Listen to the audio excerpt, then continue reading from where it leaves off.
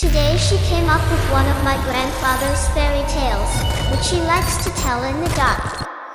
Joseph was a young man who loved challenges and loved adventures. One evening, he heard about an abandoned house on the outskirts of the city that was said to be haunted by ghosts. Yusuf got excited about the idea of exploring the house and decided to go to it alone that night. Arriving home, Yusuf noticed that the front door was wide open.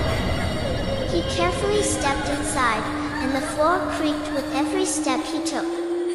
The atmosphere was charged with a feeling of dread, and the darkness was so dense that he could barely see his hands in front of him.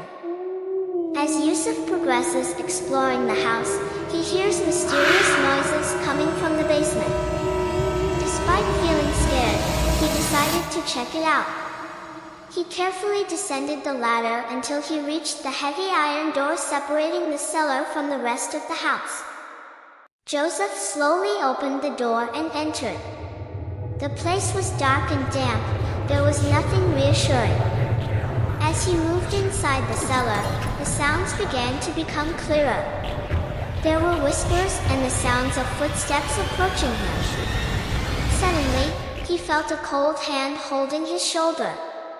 He froze in place and could not move. The voices were getting louder and louder, as if surrounding him from all sides. Then he heard a voice whispered in his ear, "Why did you come here?" Joseph was terrified, and with all the strength he could muster, he pushed the hand away and ran towards the ladder. His heart was beating fast, and he felt that every step he took weighed him down even more. When he reached the iron door, he found it locked.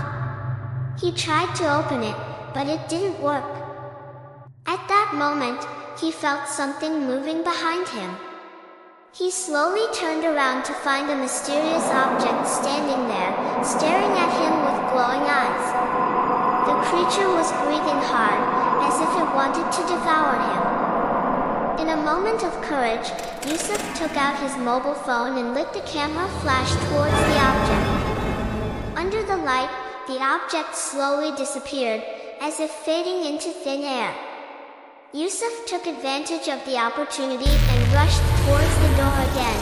This time he managed to open it and rushed out of the cellar. When he came out of the house, he was breathing with difficulty and felt that he had miraculously survived. And from that night on, Yusuf swore never to return to that house again. And the more he remembered that night, he felt that there was something in the cellar that was still waiting for him. Always remember not to go to abandoned places alone. You may not really be alone there.